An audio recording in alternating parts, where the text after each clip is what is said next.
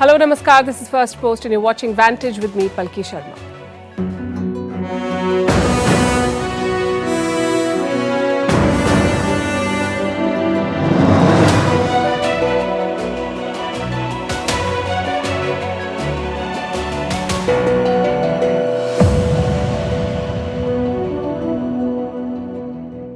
The big story remains France. The country is on fire, 5 days and counting. There have been appeals and emergency meetings, arrests, arson and looting. The protest has turned into race riots and they're testing President Macron's authority and politics. On Vantage tonight, as we bring you the latest updates, we'll also discuss why this was waiting to happen. France has changed, but its attitude and policies have not. It brought in lakhs of migrants as cheap labor, and many others entered illegally. Now they can't fit in, and the government doesn't even acknowledge the problem, let alone trying to solve it. In other headlines, Joe Biden is sending another top official to China in the hope of mending ties. Jack Ma landed in Pakistan for almost a day. It's not clear why. Is Lady Justice really blind? Why do courts work overtime for the high and mighty? And is blocking the sun a viable solution to climate change? Apparently, the US is considering it. The headlines first. India to host a virtual summit of the Shanghai Cooperation Organization or SCO tomorrow. Prime Minister Modi will chair it. Russian President Putin is expected to address it, his first such international appearance since Wagner's short-lived mutiny. Chinese President Xi Jinping and Pakistani Prime Minister Shehbaz Sharif will also be in attendance. Saudi Arabia extends an oil production cut of 1 million barrels per day, saying this is to prop up slumping prices. Riyadh is the world's biggest crude exporter. Russia too will cut exports by 500,000 barrels per day. Reports of a drone spotting over Indian Prime Minister Modi's residence in New Delhi. A probe has been launched. Police and other security agencies have not found anything suspicious so far. The Prime Minister's official residence falls under the no-fly zone. Hong Kong police offer 1 million Hong Kong dollar bounties to capture 8 pro-democracy activists. All of them fled Hong Kong after China imposed the national security law in 2020. They're wanted for national security crimes and face a possible life sentence. Twitter's legal battles continue. An Australian firm has sued it for $65,000. The firm claims Twitter has not paid its bills. This is the third lawsuit against Twitter over non-payment of bills and rent since Elon Musk took over last year. And Vietnam bans the Barbie movie. This is because of scenes with a map showing China's claims to territory in the South China Sea. The movie was to release nationwide in Vietnam on the 21st of July.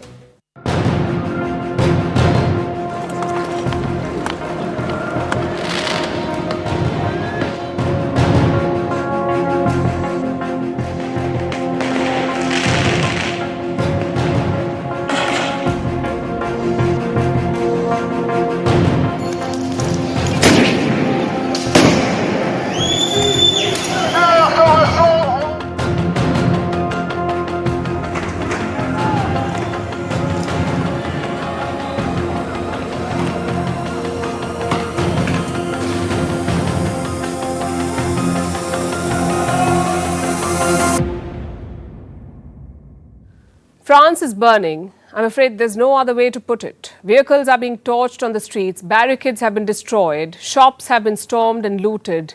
It's like one of those zombie movies.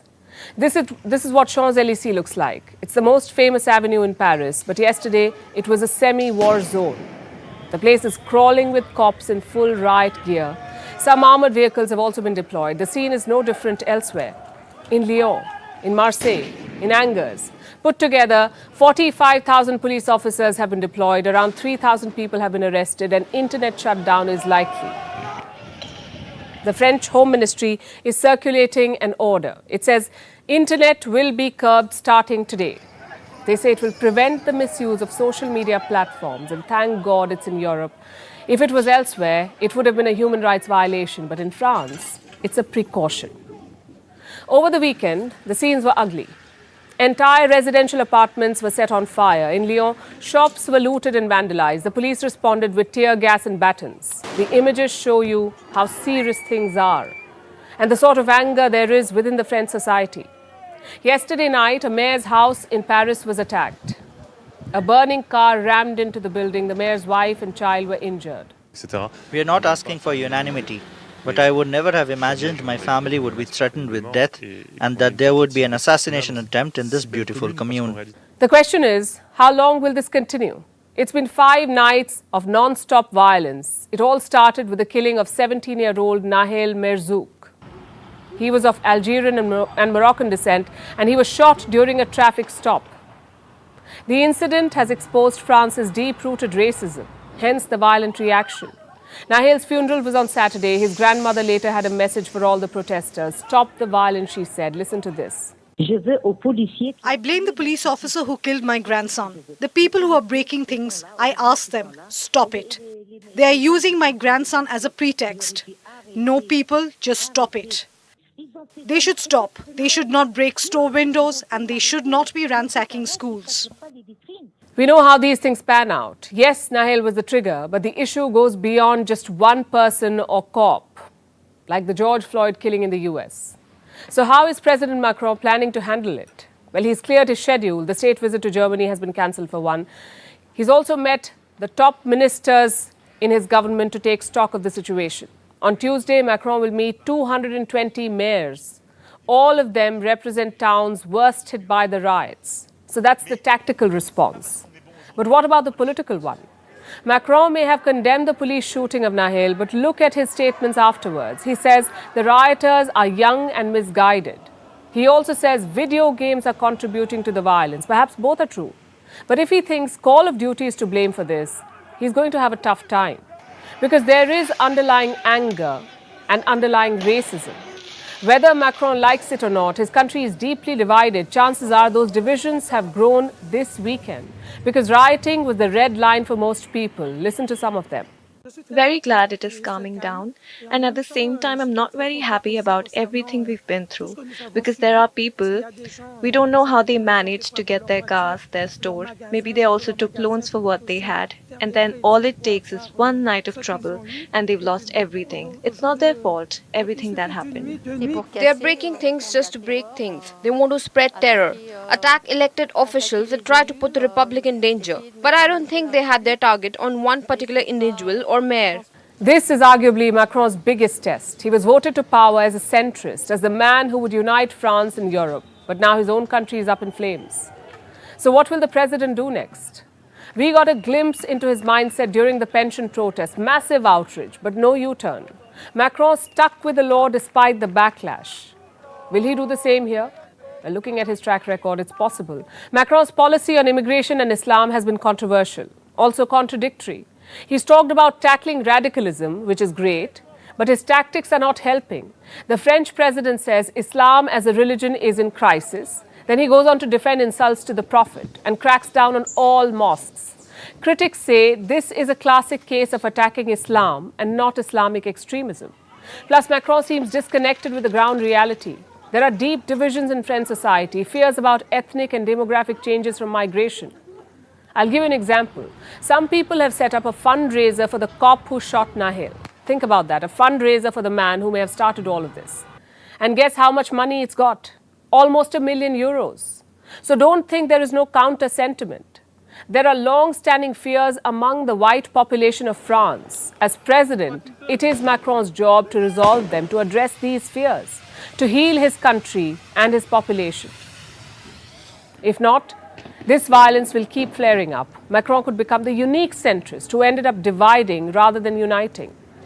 Countries around the world are watching these events closely, including the Indian government. You see, Prime Minister Modi is expected to visit France next week. He is the chief guest for the Bastille Day event on the 14th of July.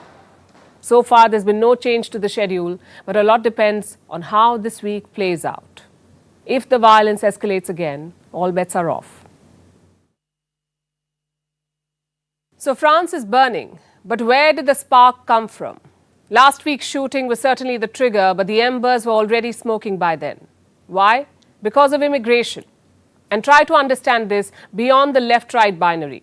France's demography has changed a lot in the last decades. Today, there are 7 million immigrants in this country. That's around 10% of the population. So take 10 people and one of them will be an immigrant. Now, the concept itself is old in France. People began steadily migrating there by the 1830s. In the 20th century, it was considered the most open country in Europe, open arms, open borders. Many of these migrants came from French colonies, like Algeria, Morocco, and Tunisia. During the World Wars, France needed more manpower, so in came the migrants. But this was a colonial relationship. France was the all-conquering, civilizing power. The Arab and African migrants were just labor. It wasn't a relationship of equals. And this attitude is at the root of today's problems. Because France has never apologized for its colonial past. It hasn't accepted war crimes in North Africa, nor has it agreed to pay reparations. So in their mind, there is no problem. They say France is the land of equality, liberty and fraternity, the temple of civil rights. Surely such a country doesn't have discrimination. Most French leaders believe this. I'll give you an example. In France, it's illegal to conduct census or surveys based on race and religion. Why? Because apparently the society is color blind. But you see, to solve a problem, you must first acknowledge it. And France isn't doing that. By 1975, around 6% of their population was of foreign origin. They were immigrants. And that share did not change for 25 years. But in the 21st century, there was rapid growth. As I mentioned, the share is now 10%. So there was zero change from 1975 to 2000, and then a 4-point rise in the next 23 years. Where did these people come from? Around 13% of them are of Algerian descent, 12% are from Morocco, 4.4% from Tunisia, and 3.8% from Turkey. So these are all non-white people, most of them Arabic, African, and Muslim. And don't think these people barged in without invites. France needed these migrants. A 2022 report claimed around 400,000 jobs are vacant in the country because there is no one to work. Why do you think Macron increased the retirement age? Because there is a labor shortage. That was one of the reasons. So France needed the foreign labor, which is why millions of people migrated in the last 2 decades. Plus, you have illegal migration. Not everyone takes the legal route into France. Many sneak in and live as undocumented migrants. There were around 200,000 of them in 2014. Now there are more than 400,000.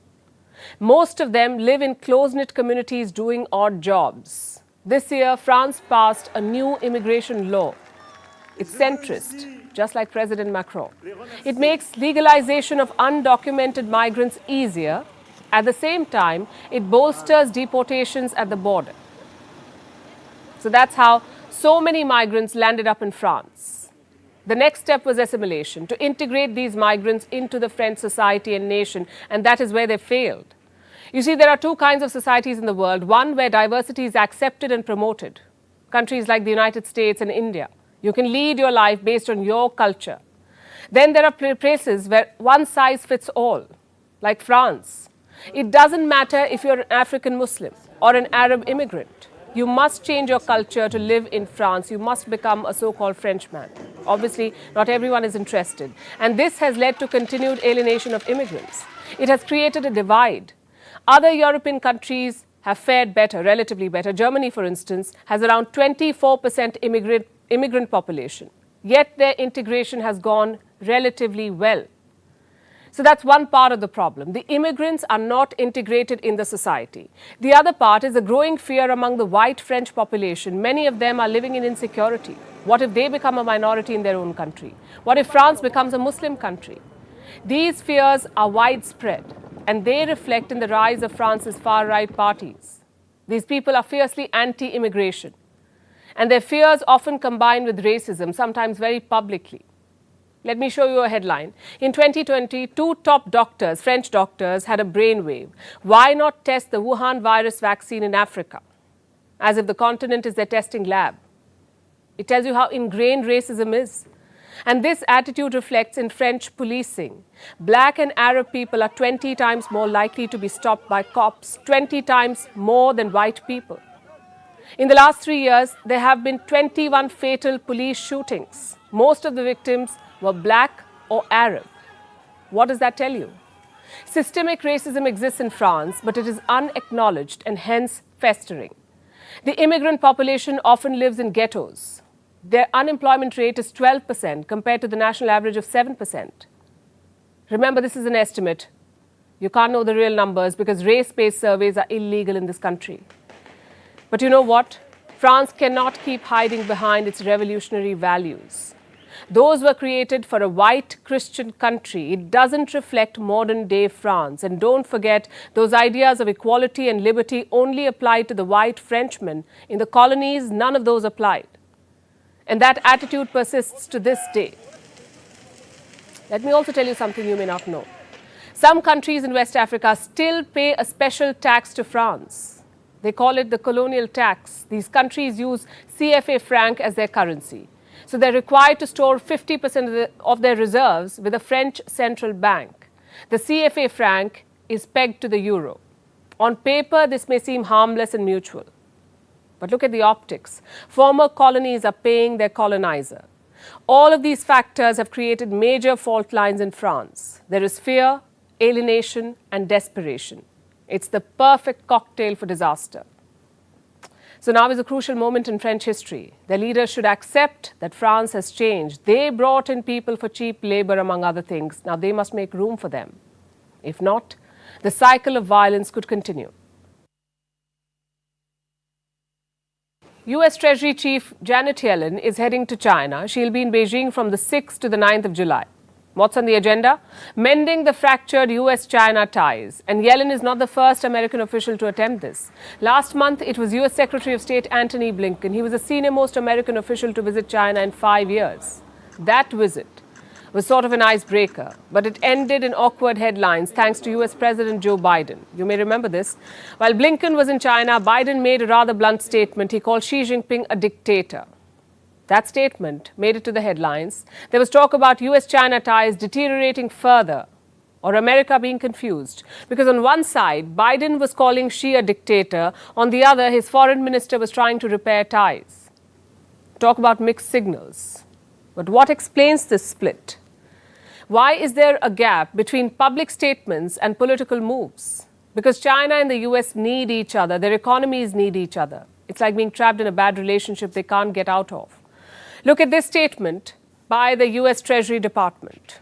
It talked about Yellen's upcoming visit, and I'm quoting from what it said.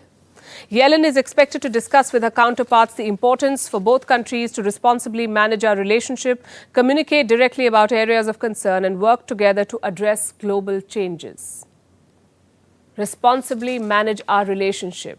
Sounds like a polite way of saying, let's dial down the rhetoric. Yellen's trip has two main objectives. One, to stabilize the relationship, meet Chinese officials, talk to American companies doing business in China, and basically do some good old damage control. The expectations are not very high, though. The idea is to avoid more friction. The second objective is debt relief for developing nations. Now, we all know that China is infamous for lending money. It's their favorite form of diplomacy. But what happens when these countries can't repay the debt? That's what Yellen plans to discuss, to use the mounting debt problem to build pressure on China. But it still begs the question, what is Washington's strategy vis-a-vis China? Are they trying to contain China or cooperate with it? Or do a little bit of both, which may be a complete botch-up? On one hand, there's talk of a Cold War, America building alliances to counter China, signing up with partners in the Indo-Pacific, cooperation in the global chip market, every effort to leave Beijing out. There are spying claims, trade disputes, and of course the Taiwan issue. On the other hand, there's the economy. The US and Chinese economies are very interdependent, and decoupling will come with widespread consequences. Do you know what the CIA chief said about this? His name is William Burns. He said a US decoupling from China would be foolish. And if you look at the numbers, you'll know why he says this. Last year, US-China bilateral trade reached a record $690 billion.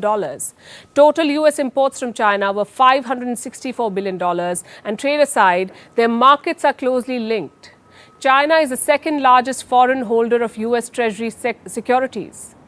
It is a record $859 billion. If China starts selling these holdings, it would disrupt the US economy. Similarly, if the US defaults on its debt, China would be in deep trouble. And this makes any sort of decoupling incredibly hard. Both Beijing and Washington, D.C. know this. And so should countries that are putting their eggs in the American basket. This Cold War between the US and China is nothing like the last one. It's very different from what played out between the Soviet Union and the US. There's a lot of money at stake. So America's political rhetoric may be heated, but the economic reality is very different, and it won't change overnight. So Yellen must go and make the most of a bad situation. And while Yellen plans to tour China, a prominent Chinese businessman is on a tour of his own. We're talking about Jack Ma, the founder of the Alibaba Group. Guess where he went last week? To Pakistan. Now, Jack Ma makes news wherever he appears, in China, in Japan, in Hong Kong. But Jack Ma in Pakistan is the stuff that headlines are made of. Stranger than usual. He took a quick trip to Lahore. It lasted less than 24 hours, but was long enough to set the rumour mills buzzing. What could this trip mean? Our report explores. This is Jack Ma, China's one-time blue-eyed billionaire. He founded the Chinese e-commerce giant Alibaba in 1999. Since then, he has amassed a fortune worth close to $50 billion. But of late, the Alibaba founder has been out of the public eye. Reports say it's because he let the wrong genie out of the bottle. He criticized the Chinese government. This was a few years ago, and his public appearances have been few and far between ever since. So naturally, whenever he resurfaces, it's big news. And bigger still when he appears in Pakistan. Yes, one of China's greatest entrepreneurs was recently spotted in Lahore. This was last Thursday. He flew down to Lahore in a private jet for a brief visit. Reportedly just 23 hours. And it was a low-profile visit. So low profile that even the Chinese embassy in Pakistan didn't know the details of his trip. He stayed at a private location. He didn't meet any government officials, nor did he speak to the media. So why was Jack Ma in Pakistan? Truth is, no one knows for sure. There's speculation about a business reason for the visit, both because of Jack Ma's legacy of founding successful enterprises and due to the people accompanying the Chinese billionaire. There was a 7-member delegation with Jack Ma. It included 5 Chinese nationals, 1 Danish person, and a US citizen. But again, any business angle is pure speculation. Some reports claim the contrary. They say this was a personal visit. Now, it might be difficult to imagine Jack Ma dropping down to Lahore to have mutton nihari and naan. But that's more likely if you believe this man. Pakistan's former chairman of the Board of Investment, Mohammad Afzal Hassan. He's the one who confirmed the news of the visit with the Pakistani media. But personal trip or not, it has raised expectations. Hassan said that the visit will yield positive outcomes for Pakistan in the days to come. Why did he say that? No reason was given. But he wasn't the only one to peddle hope. There was also Zohaib Khan, the chairperson of the Pakistan Software Houses Association. He said, and we're not making this up, that although it was a personal visit, it helped enhance Pakistan's reputation from a tourism standpoint. Yes, some people are taking Jack Ma's trip as a watershed moment for Pakistani tourism. Do you blame them? When a country is collapsing economically, they need some pipe dreams to hold on to. What we can confirm is this. Jack Ma flew to Lahore from Nepal's capital, Kathmandu. Before Kathmandu, he was in the capital of Bangladesh, Dhaka. This was last Tuesday. In Bangladesh, he spent a short while at a hotel before flying out. He had a short stay at a private location. Sounds familiar? So, in the last week, Jack Ma spent a day in Bangladesh, a day in Nepal, and a day in Pakistan. After the 23 hours in Lahore, the Chinese billionaire flew off to Uzbekistan. So, he had an action-packed week. 4 countries in 4 days. That's all we know for sure. Anything beyond this is just speculation/wishful thinking. Let's wait for the dust to settle and details to emerge before getting excited about a Lahori Alibaba.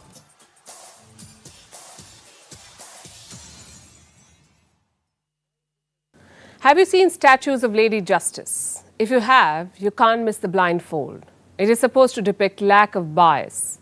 Justice is delivered based on facts and fairness, not outside factors. But only in theory, it seems, because Lady Justice will open the blindfold sometimes when she hears the cash registers ringing. What do I mean? Well, over the weekend, there was some interesting development at the Supreme Court of India.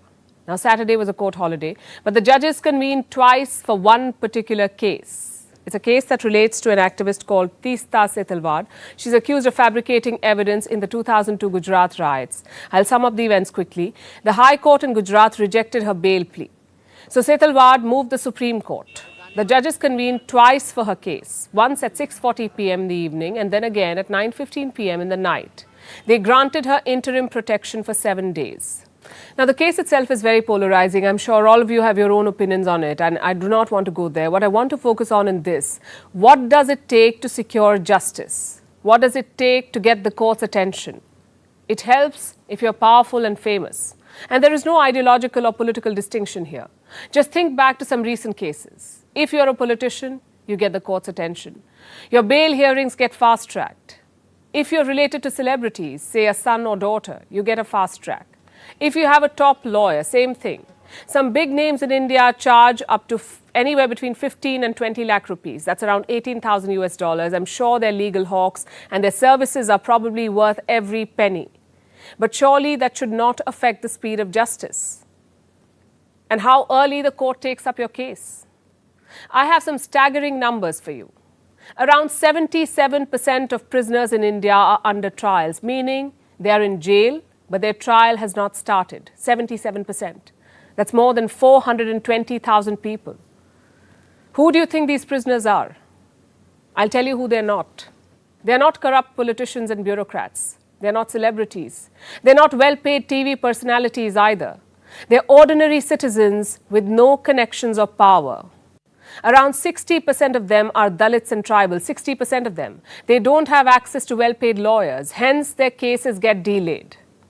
Another staggering number is the pending cases, around 50 million of them across Indian courts. 50 million pending cases. Can you imagine that? In this judicial pile, the ordinary citizens come last. They wait years, sometimes decades for justice. But your VIPs don't. They will have expensive lawyers on call, and those lawyers will have the court's attention. It is an unfair system, and the courts know of it. The Supreme Court of India has tried to remedy the under-trial and pendency issues. They've given new orders to lower courts, like to prioritize bail over jail. But at the ground level, things are yet to change. The court can work on a holiday for an activist with a top lawyer, but will it do so for the 4 lakh plus under trials? I think we know the answer. This problem isn't about one case or one ideology or one political party. It's a question of basic freedoms and liberty. India has a rich tradition of justice and fairness. Our courts, led by the Supreme Court, have upheld that tradition. Yet there are gaps to fill. A fat wallet cannot be an early guarantee of justice. Neither can due process be expedited for the influential. I'm sure the top court knows this already. But it's all about putting the wheels in motion. And now to news from West Asia. Israel has launched a military operation in Jenin, that's a city in West Bank. And this is not just any other operation, it's one of the biggest that West Bank has seen in the last 20 years. So first, a rundown of what happened. This morning, Israel launched a series of drone attacks. They were targeting an apartment. It's located in the center of Jenin's refugee camp. It first attacked with drones. And then came the ground forces. Soon the sound of gunfire filled the streets of Jenin.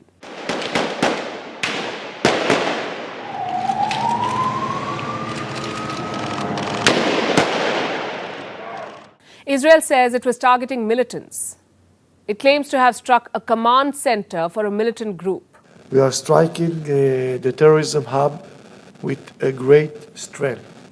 I want to emphasize that we don't have a fight with the Palestinians. Actually, our fight is with the proxies of Iran in our region, which is mainly with the Hamas and the Islamic Jihad. Palestine, on the other hand, calls it a war crime, an attack on defenseless people. Our people will not stand down or surrender. We will remain in confrontation until this criminal occupation is over. The crimes in Jenin, Nablus and Gaza will not bring security to Israel as long as it attacks our people and works against the course of history. 8 people have been killed. The death toll is mounting. 50 others are injured. These are scenes we've seen before in Gaza. But for Jenin, this is the first in 2 decades, the biggest attack since the second intifada or the second uprising. It started in the city's refugee camp. Around 14,000 people live there. In the last year, it has seen a lot of Israeli raids, but this time, residents say it looks like a real war. What's going on in the refugee camp is real war. There were strikes from the sky targeting the camp. Every time we drive in, around 5 to 7 ambulances, and we come back full with injured people. Israel argues the action was unavoidable. They apparently put off this operation for 2 years, but not anymore. They even had a discussion with the US. Reports say Washington was informed 10 days ahead of the raid. And no surprises there. Even though Washington does not approve of Israel's latest policies, including their settlement plans, America remains Israel's staunchest ally. And the recent tensions have not stopped Tel Aviv from acquiring a new fleet of F-35 jets. This is the world's most advanced stealth fighter jet. Israel will buy its third fleet from the US. The deal is worth $3 billion and it will be funded by US military aid. It's a win-win for Tel Aviv. In fact, Israel is the only country with F-35s in West Asia. It already has 50 F-35 jets, 50. This time it's buying 25 more. So it will now have a fleet of 75 jets. The UAE wanted the same jets, but they don't have a deal yet. It just shows how close US-Israel ties are, irrespective of the differences. So Israel is expanding its arsenal, and it comes at a time when tensions with Iran are at an all-time high. On Sunday, Israel conducted an airstrike in Syria too. The attack was to counter Iran's presence there, disrupt its alleged arms supply to its allies in Syria. And Israel used the F-35 to shoot Iranian drones. It has used the F-35 before. In 2022, Israeli F-35s breached Iran's airspace. It gives Israel an edge in its battle against Iran. Will it target Iran's nuclear facilities next? Well, that's something we will keep tracking. For our next story, let's talk about flights. They can be stressful. But do you know what could be worse? A fellow passenger yapping away on their phone in the sky, or scrolling through loud Instagram reels sitting right next to you. Earlier, this was not allowed, thanks to the flight mode. It disables a phone's ability to connect to cellular or Wi-Fi networks. And air travelers are required to switch on this mode. But in the European Union, this guideline has met with turbulence. Airline passengers will soon be able to use their phones to full effect. And many aren't happy about this. Our next report tells you why. Imagine being on a flight. You're soaring through the sky, looking at the clouds below. It's calm and peaceful. Your phone is on flight mode, so the usual barrage of texts or work emails don't disturb you. For a change, you take a break from that digital brick in your hand. And for a few hours, you find freedom in the sky. But if you are on a flight within the European Union, you may have to say goodbye to this experience. Because air passengers in the EU will soon be allowed to use mobile phones. They won't have to enable airplane mode. They'll be able to make phone calls and use the internet. And this is all thanks to new rules that are about to take flight. They were outlined by the European Commission last year. It ruled that mobile data would be allowed on board and airlines would provide 5G technology, the high-speed mobile network. The deadline to provide this was the end of last month, so airlines are now ready for the big change. But many passengers aren't happy with it. A survey was held recently. It says that 1 in 5 passengers oppose this change. 21% of the respondents were completely against it. 40% welcomed it but said there should be a limit on the usage. Now, sure, emergencies can come up. People may want to contact their loved ones on a flight or check in, even catch up on urgent work. And for this, internet is useful. But for most people, after the takeoff, it's time to switch off. It's part of the experience of a holiday, or just a digital detox before you land and get back to work. And all of this could easily be interrupted by 5G. Fellow passengers may attend calls in the sky, or loudly stream a movie, or watch TikToks. There could be ruckus on board. But apart from the anticipation, something else is irking the passengers. They are quite confused. Historically, it was understood that mobile data affects flight communications. that it interferes with the control systems, so people switched on airplane mode when on a flight. But apparently, this is not true. In fact, the concerns differ for different countries. Like in the US, 5G frequencies may hamper flight systems, even alter altitude measurements. But this is not a problem in the UK and EU, because they have different frequencies for 5G. So here, using the internet will not disrupt the flight systems, and even if there's a risk of interference, it's very small. So countries are jumping on the chance to make the most of this. And enabling 5G may be new, but in-flight internet has been around for nearly 2 decades. You can get full internet access in the skies at a premium. It costs about $5 per flight. Many flights in the US provide in-flight Wi-Fi, and now so do Malaysia and Singapore Airlines. More and more airlines are working towards in-flight Wi-Fi, but it still faces challenges. For example, the same level of connectivity mid-air becomes a challenge. So airlines are expanding their horizons, working towards death of the flight mode. And whether you like it or not, the sky is no longer the limit for in-flight connectivity. And now to the UK, where Prime Minister Rishi Sunak is struggling. He took office in exceptional times, the third Prime Minister in 2 months, the fifth in 6 years. He promised to fix the economy. He had experience, after all, as Chancellor of the Exchequer, or the UK's version of a finance minister. So this millionaire Prime Minister took office with a 5-point agenda. He promised to halve inflation, to grow the economy, reduce national debt, reduce wait times at the NHS, and stop the small boats. Basically, fiscal prudence with a dash of populism and a heavy dose of xenophobia. That's what he promised. But this agenda is falling by the wayside, so much so that he doesn't call these 5 points as 5 promises anymore. He now refers to them as 5 priorities. Similar but not quite the same. And he has reason to change his words. His agenda seems to be unravelling. We'll start with Britain's National Health Service, or NHS. It is slowly collapsing. Last Friday, it got a shot in the arm. At least that's how the UK government sold it. Prime Minister Sunak made this announcement. We're announcing the most ambitious transformation in the way that we staff the NHS in its history, the long-term workforce plan. This is a 15-year plan to deliver the biggest ever expansion in the number of doctors and nurses that we train, and a plan to reform the NHS so we deliver better care in a changing world. Quite the announcement. It came just days before the NHS celebrates its 75th anniversary. The Sunak government released a 151-page plan. It was to address the crisis plaguing the NHS. And what does it say? They'll increase the number of seats in medical colleges, reduce the course duration from 5 to 4 years. It may help, but it won't help immediately. The healthcare system in the UK is in crisis. They have a workforce crunch and a high rate of attrition. People are leaving their jobs. Does Rishi Sunak's plan address that? It offers flexible working, better workplace environment, and improved training opportunities, apparently. But do you know what's missing? Better pay. It's not mentioned in the list.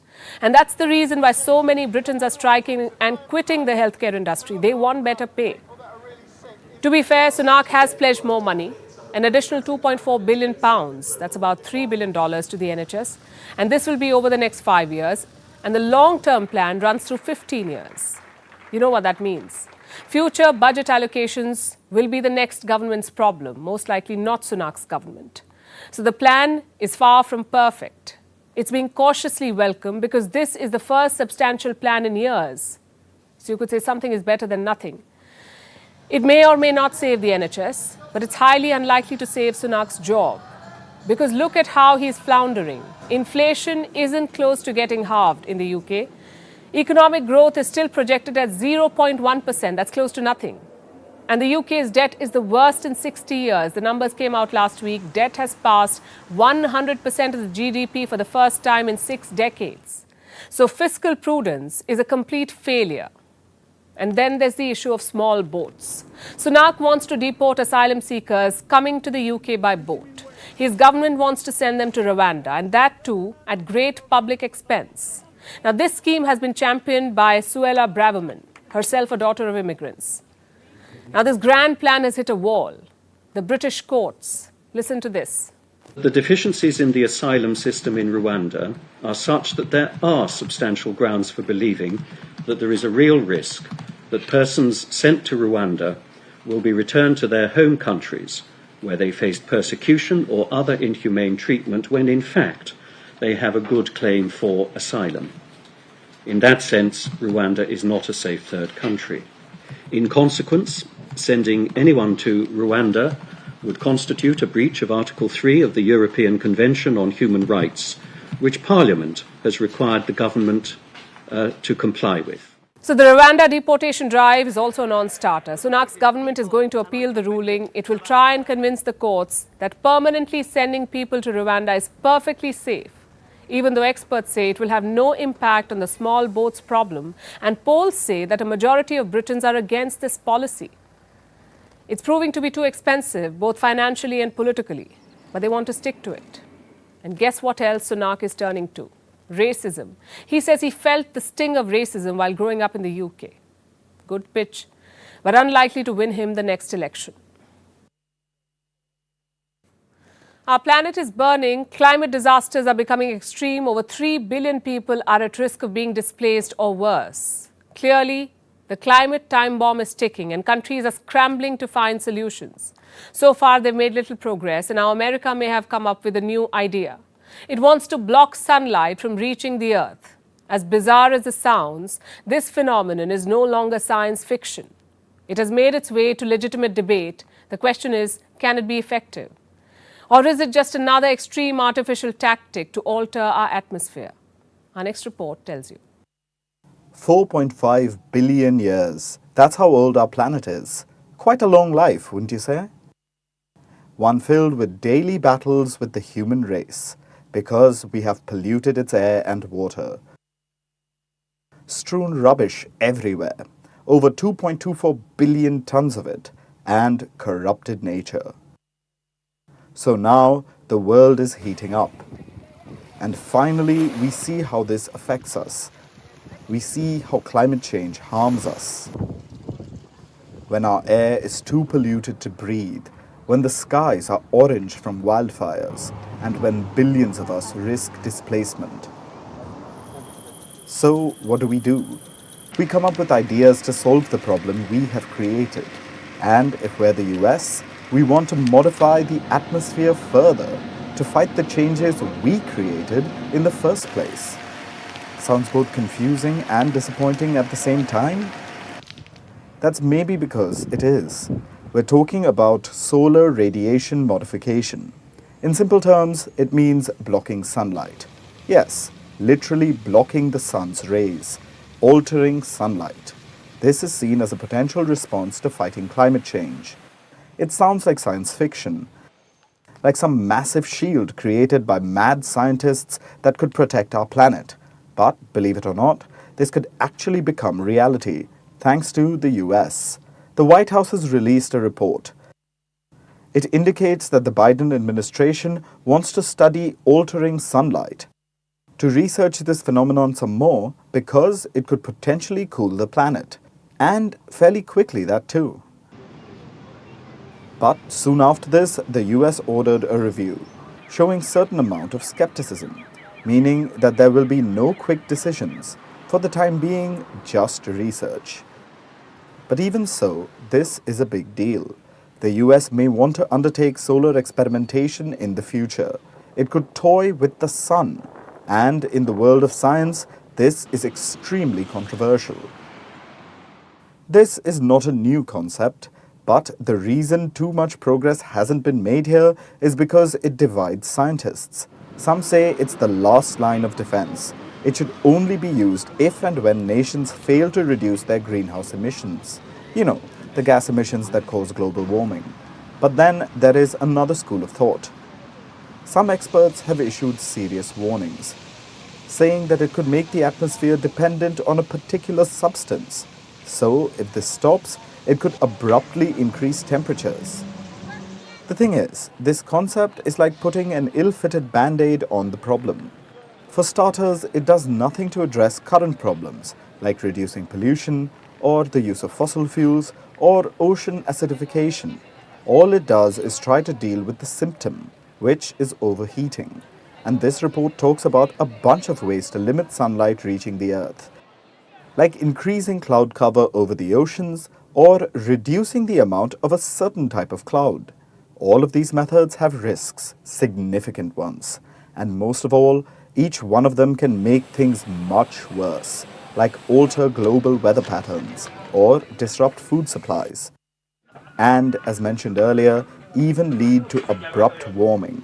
Several experts have warned against this controversial method, though for now it seems like the US is seriously considering it. And if so, the White House should know that it's playing with fire, quite literally. And now it's time for Vantage Shots, images that tell the story. Starting with Ukraine, they've released a new video of a strike on a Russian tank. This happened near the city of Bakhmut.